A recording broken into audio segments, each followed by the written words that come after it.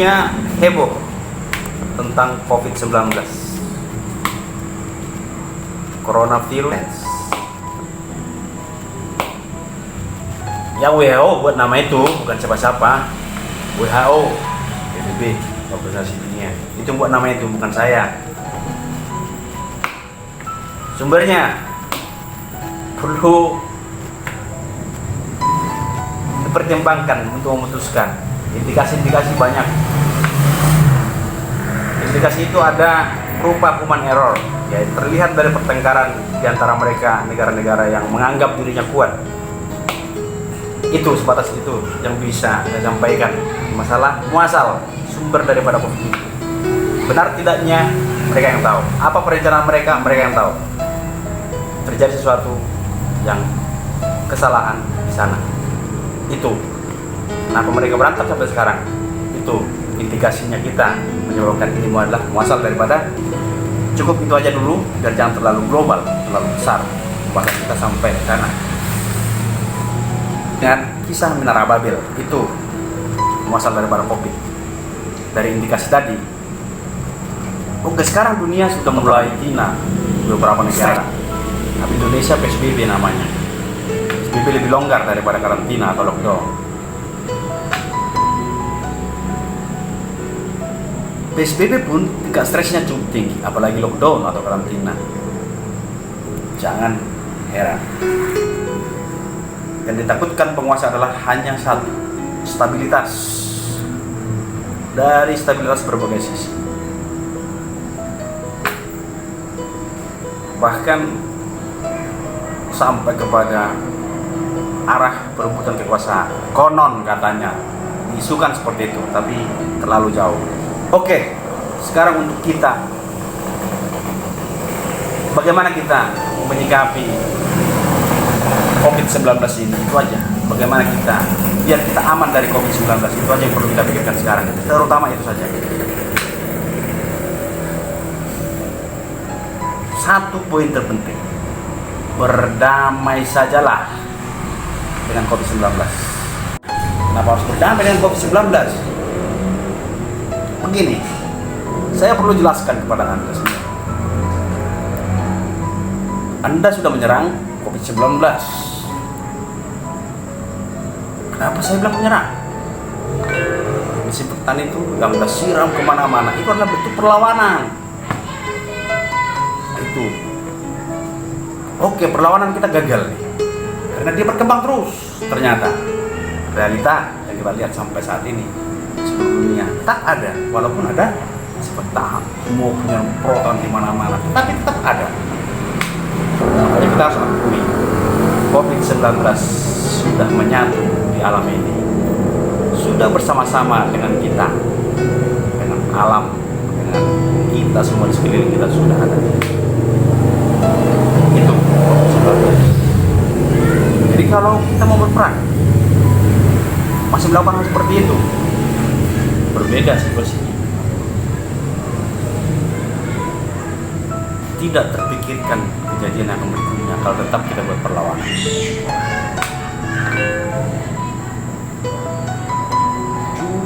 Cukup besar, cukup dahsyat nanti persoalannya kalau tetap kita lawan COVID dengan sistem seperti itu.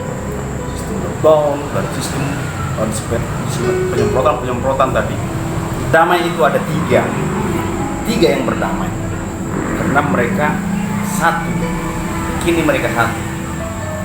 Manusia, alam, dan hidup dalam satu lingkaran, dalam suatu alam. Hidup berdampingan.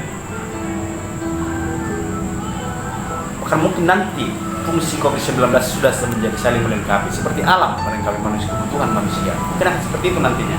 Karena sampai sekarang penelitian tentang COVID-19 pasti ada gunanya itu juga. Secara ilmiah, peneliti nanti yang melihat itu semua. Itu bukan pada arah bidang kita. Manusia, alam, dan COVID-19 ini sudah ada. Hanya persoalan sekarang adalah COVID-19 hanya satu fungsi, peran yang ditetapkan oleh manusia, yaitu tanda petik pembunuh,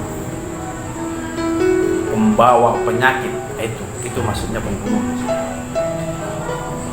Itu hanya itu saja yang dibuat isu oleh manusia. Fungsi lain belum, nanti. Jadi itu yang perlu sekarang kita ambil jalan keluarnya. Bagaimana COVID-19 hidup bersama kita dan alam. Sebagai kita manusia, saya, Anda semua, Anda semua, yang terutama dan pertama adalah kekebalan tubuh kita sendiri, kekebalan tubuh dan kesehatan mental spiritual kita. Dalam bahasa umum disebut kekebalan rohani. Bagaimana menciptakan imun di dalam tubuh kita?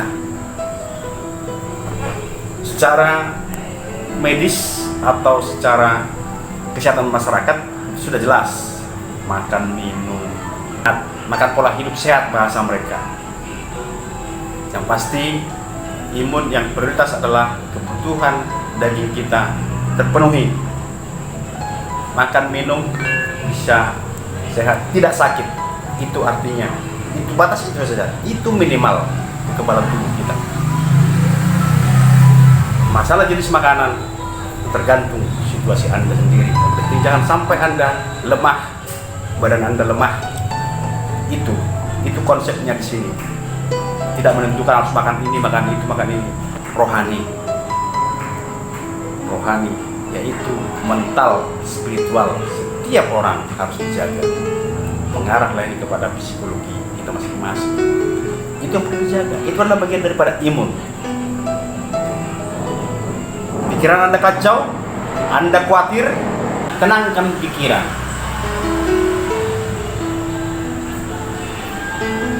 Dengan semua itu komplit sudah imun Anda.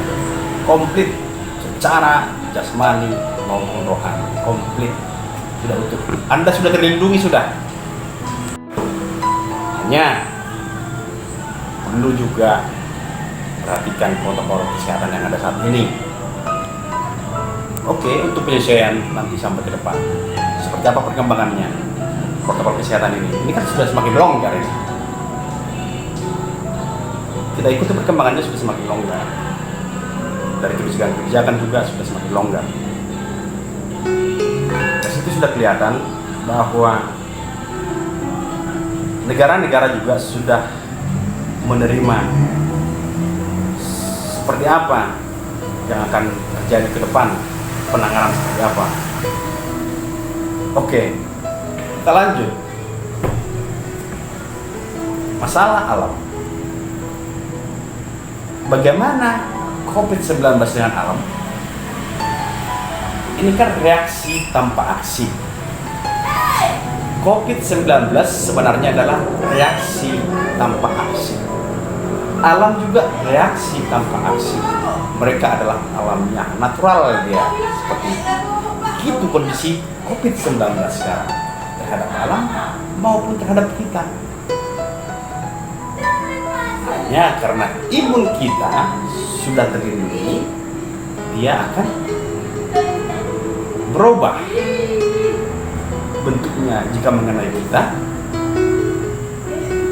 atau sifat yang disukan terus sebagai pembunuh itu tidak ada lagi karena kita imun sudah kuat, kita sudah terlindungi. Selain itu, ada imun Anda secara rohani. Jika Anda percaya ada Tuhan yang Maha Kuasa, silakan sampaikan ke dia. Nah, itu. Tapi kalau Anda tidak percaya, saya tidak tahu kalau itu lain cerita. Tapi ini khusus bagi orang yang percaya akan Tuhan yang Maha Kuasa. Ya udah, untuk menambah imun Anda, silakan hubungan dengan beliau, dengan dia, dengan Tuhan. Silakan. Anda yakini, lakukan. Itu. sempurna sudah, bagaimana imun Anda? Ada yang kurang lagi dengan seperti ini. Alam tidak perlu membuat imun bagi dia, karena dia alamnya natural akan begitu sendiri. Karena dia reaksi tanpa reaksi, sama seperti COVID-19. Hanya kita manusia yang memiliki hati dan pikiran itu yang bertindak, sehingga tidak mampu pertama-tama itu berdamai dengan situasi itu, dengan sesuatu yang datang kepada mereka.